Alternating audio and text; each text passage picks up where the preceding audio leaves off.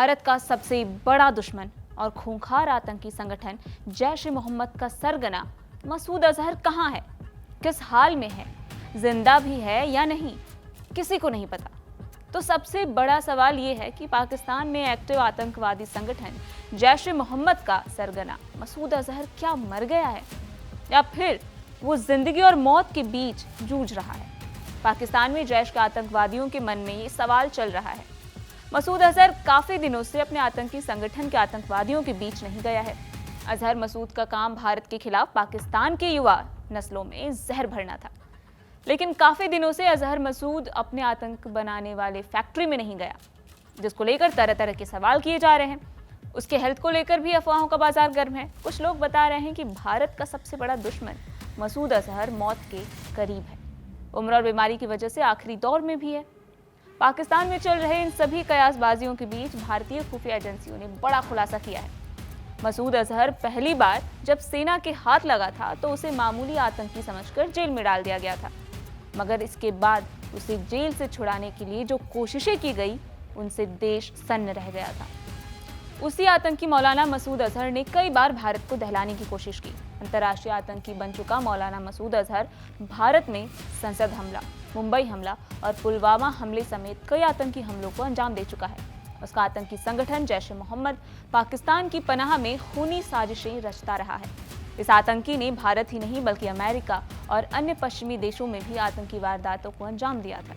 अजहर के संगठन जैश ए मोहम्मद का मकसद केवल कश्मीर को भारत से अलग करना था। इसकी स्थापना मसूद अजहर ने मार्च 2000 में की थी। भारत में हुए कई आतंकी हमलों के लिए जिम्मेदार जैश ए मोहम्मद को पाकिस्तानी सरकार ने दिखावे के लिए जनवरी 2002 में बैन कर दिया था, लेकिन इसका सरगना मसूद अजहर इतना शातिर है कि उसने जैश ए मोहम्मद का नाम बदलकर खुद्दाम उल इस्लाम कर दिया। इस आतंकवादी संगठन को भारत के अलावा संयुक्त राज्य अमेरिका और ब्रिटेन ने आतंकवादी संगठनों की सूची में शामिल कर रखा था। 31 दिसंबर 1999 को कंधार पहुंचने के बाद मसूद अजहर और उमर शेख सीधे अलकायदा के चीफ ओसामा बिन लादेन से मिलने गए और एक महीने बाद वहां से दोनों आतंकी 31 जनवरी 2000 को पाकिस्तान चले गए। इसके बाद कराची की एक मस्जिद में 1000 हथियारबंद आतंकियों के बीच मसूद अजहर ने जैश ए मोहम्मद नामक आतंकी संगठन की स्थापना का ऐलान किया। इससे पहले वो हरकत उल मुजाहिदीन के साथ जुड़ा हुआ था। 1980 के दशक के आखिर तक मसूद अजहर पर आतंक का जहर पूरी तरह चढ़ चुका था। तब सोवियत संघ और अफगानिस्तान का युद्ध भी चरम पर था। उसी दौरान मसूद अफगानिस्तान में आतंकी ट्रेनिंग लेकर पाकिस्तान लौट आया। 1992 तक मसूद अजहर ने पाकिस्तान में आतंक का जहर फैलाने के लिए चंदा इकट्ठा किया। वो अफगानिस्तान में बैठे आतंकियों की मदद करना चाहता था। इस बात से हरकत उल मुजाहिदीन आतंकी संगठन का सरगना खलील इतना प्रभावित हुआ कि उसने मसूद को विदेशी दौरे पर भेजना शुरू कर दिया। सबसे पहले मसूद हज यात्रा पर सऊदी अरब गया और उसके बाद अफ्रीकी देश जैसे जाम्बिया और ब्रिटेन से भी लाखों रुपए का चंदा जुटाया। उसने बर्मिंघम, नॉटिंघम, लेसेस्टर और लंदन में आतंकी सोच वाले नौजवानों के साथ बैठकें भी की। पाकिस्तानी आतंकियों की नज़र हिंदुस्तान पर थी और पाकिस्तानी सरकार की शह और उसकी खुफिया एजेंसी ISI की मदद से मसूद अजहर हिंदुस्तान में घुसने की साजिश रचने लगा। वो अपने असली नाम और पहचान के साथ भारत नहीं आना चाहता था क्योंकि उसे पकड़े जाने का डर था। तब मसूद अजहर एक पुर्तगाली पासपोर्ट पर ढाका पहुंचा और वहां से दिल्ली, फिर दिल्ली से श्रीनगर और घाटी में आतंकी आग सुलगने लगी थी। मसूद अजहर जान गया था कि यहाँ आतंक फैलाने का सही वक्त है। वो कश्मीर की मस्जिदों का इस्तेमाल आतंक के गढ़ के रूप में करना चाहता था। दरअसल आतंकी संगठन जैश ए मोहम्मद के प्रमुख मसूद अजहर को लेकर रहस्य लगातार गहराता जा रहा है। संगठन के भीतर ही उनके ठिकाने और स्वास्थ्य को लेकर सवाल उठने लगे हैं, जिससे कैडरों में बेचैनी और असमंजस के हालात पैदा हो गए हैं। हालांकि जैश ए मोहम्मद का शीर्ष नेतृत्व इन अफवाहों को लगातार खारिज कर रहा है और अपने कैडरों से संयम बनाए रखने की अपील कर रहा है। दूसरी ओर भारतीय एजेंसियों का कहना है कि अजहर की हालात नाजुक जरूर है, लेकिन वो किसी जानलेवा स्थिति में नहीं है। बताया जा रहा है कि वे शारीरिक रूप से कमजोर और मानसिक रूप से काफी परेशान है। खुफिया सूत्रों के मुताबिक संगठन का शीर्ष नेतृत्व जानबूझकर मसूद अजहर को सार्वजनिक रूप से सामने नहीं ला रहा है। इसकी वजह ये बताई जा रही है कि उनकी मौजूदा हालत को कैडरों से छिपाया जा सके। एक अधिकारी के अनुसार नेतृत्व नहीं चाहता कि आतंकी उसे जिंदा मौत वाले हाल में देखें, क्योंकि इससे उनका मनोबल टूट सकता है। सूत्रों ने यह भी संकेत दिया कि हाल ही में हुए ऑपरेशन सिंदूर के दौरान अजहर ने अपने कई करीबी परिजनों को खो दिया, जिससे वो गहरे सदमे में है। बताया जा रहा है कि इसी के बाद उन्होंने संगठन के सदस्यों से मिलना जुलना और सार्वजनिक रूप से सामने आना लगभग बंद कर दिया है। ऑपरेशन सिंदूर ने गहरा जख्म दिया है मसूद अजहर को।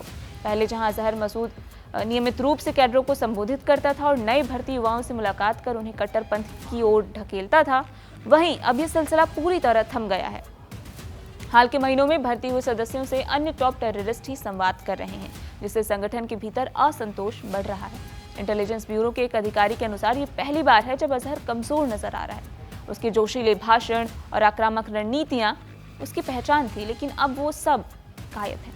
इससे कैडरों का मनोबल गिरा है।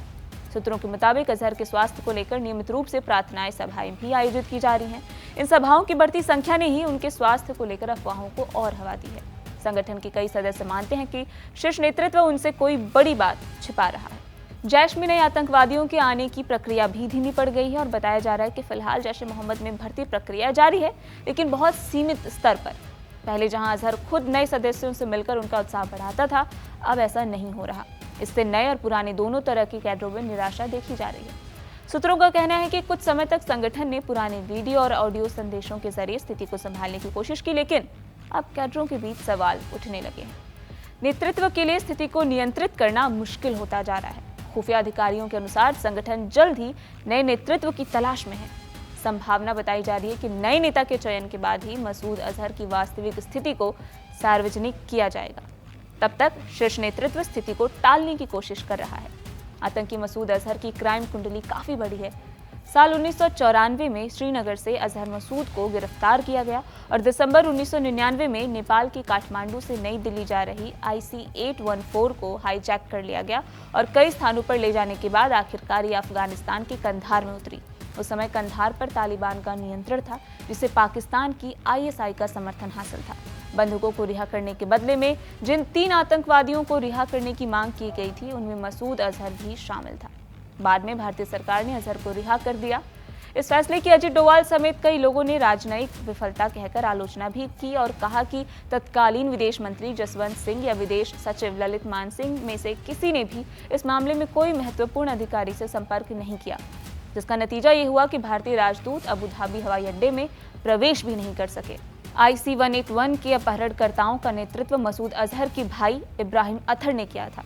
कोट भलवाल जेल से उनकी रिहाई IPS अधिकारी SP वैद की निगरानी में हुई थी और उनके छोटे भाई अब्दुल रऊफ अजहर ने इस हमले की योजना बनाई थी। मसूद अजहर को अपहरणकर्ताओं के हवाले किए जाने के बाद वो पाकिस्तानी क्षेत्र में भाग गए।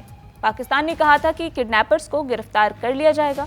पाकिस्तानी सरकार ने पहले भी संकेत दिया था कि अजहर को घर लौटने की अनुमति दी जाएगी, क्योंकि उन पर वहां कोई आरोप नहीं थे। अपनी रिहाई के कुछ ही समय बाद अजहर ने कराची में लगभग 10,000 लोगों को संबोधित किया और भारत के खिलाफ जहर उगला और कश्मीरी युवाओं को भी भड़काने की कोशिश की। 1999 में मसूद की रिहाई के बाद हरकत उल अंसार को अमेरिका ने बैन लगा दिया और प्रतिबंधित आतंकवादी संगठनों की सूची में शामिल कर दिया। इस कदम ने हरकत उल अंसार को अपना नाम बदलकर हरकत उल मुजाहिदीन हुम करने के लिए मजबूर कर दिया। अजहर ने आतंकी संगठन जैश ए मोहम्मद बनाई और बताया जाता है कि उसे पाकिस्तान की ISI अफगानिस्तान में तालिबान शासन, ओसामा बिन लादेन और पाकिस्तान स्थित कई सुन्नी सांप्रदायिक संगठनों से सहायता मिली थी। जैश ए मोहम्मद ने भारतीय ठिकानों पर कई घातक हमले किए, जिनमें दिसंबर 2001 में भारतीय संसद पर हमला भी शामिल है, जिसने भारत और पाकिस्तान के बीच युद्ध जैसे हालात पैदा कर दिए थे। संसद हमले में हमलावर लश्कर-ए-तैयबा और जैश ए मोहम्मद से संबंधित थे। दोनों ही पाकिस्तान स्थित आतंकवादी संगठन हैं। इस हमले में 5 आतंकवादी, 6 दिल्ली पुलिसकर्मी, 2 संसद सुरक्षा सेवा कर्मी और 1 माली, कुल मिलाकर 14 लोग मारे गए थे। भारत और पाकिस्तान के बीच तनाव बढ़ गया, जिसके परिणाम स्वरूप 2001-2002 का भारत पाकिस्तान गतिरोध हुआ। 29 दिसंबर 2001 को भारतीय संसद पर हमले के फौरन बाद भारत और अंतर्राष्ट्रीय समुदाय के राजनयिक दबाव के बाद पाकिस्तानी अधिकारियों ने मसूद अजहर को हमले के संबंध में 1 साल के लिए हिरासत में ले लिया, लेकिन उन पर कभी औपचारिक रूप से आरोप नहीं लगाया गया। लाहौर उच्च न्यायालय ने 14 दिसंबर 2002 को नजरबंदी समाप्त करने का आदेश दिया और 2008 में मुंबई हमले में भी जैश का नाम ही सामने आया। 7 दिसंबर 2008 को ये दावा किया गया कि 2008 के मुंबई हमलों के सिलसिले में मुजफ्फराबाद के बाहरी इलाके में स्थित एक शिविर पर पाकिस्तानी सरकार द्वारा की गई सैन्य छापेमारी के बाद गिरफ्तार किए गए कई लोगों में वो भी शामिल था। वो बहावलपुर में रहता था और पाकिस्तानी सरकार ने मसूद अजहर की गिरफ्तारी से इनकार किया और कहा कि उसे उसके ठिकाने की जानकारी नहीं है। 2016 में पठानकोट में भारतीय वायुसेना पर हुए हमले की साजिश का सरगना आतंकी मसूद अजहर और उसके भाई अब्दुल रऊफ अजहर को दिया जाता है। हमले के बाद भी वो आतंकवादियों के सीधे संपर्क में था। भारतीय जांच एजेंसियों ने अजहर के आतंकी हमले में संलिप्तता के सबूतों से भरी फाइलें सौंपी है और इंटरपोल से दूसरा रेड कॉर्नर नोटिस भी मांगा है। 14 फरवरी 2019 को जम्मू श्रीनगर राष्ट्रीय राजमार्ग पर सुरक्षा कर्मियों के ले जा रहे वाहनों के काफिले पर जम्मू और कश्मीर भारत के पुलवामा जिले के अवंतीपोरा के पास लेथपोरा में एक वाहन में सवार आत्मघाती हमलावर ने हमला किया। इस हमले में सीआरपीएफ के 44 जवान और हमलावर शहीद हो गए।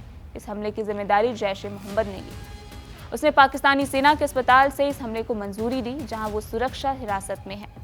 हमले के बाद फ्रांस, यूनाइटेड किंगडम और संयुक्त राज्य अमेरिका ने संयुक्त राष्ट्र सुरक्षा परिषद में मसूद पर प्रतिबंध लगाने का प्रस्ताव रखा। भारत में आतंक फैलाने की लिस्ट बहुत लंबी है। आतंकी मसूद अजहर ने कश्मीर में अशांति फैलाने की पूरी कोशिश की है। भारत में बड़े आतंकी हमले किए, लेकिन हिंदुस्तान को हिला भी नहीं पाया। भारत की बुनियाद देश की सुरक्षा और मजबूत लोकतंत्र है। अगर मसूद अजहर जिंदा भी है तो उसकी धुरंधर वाली मौत निश्चित है।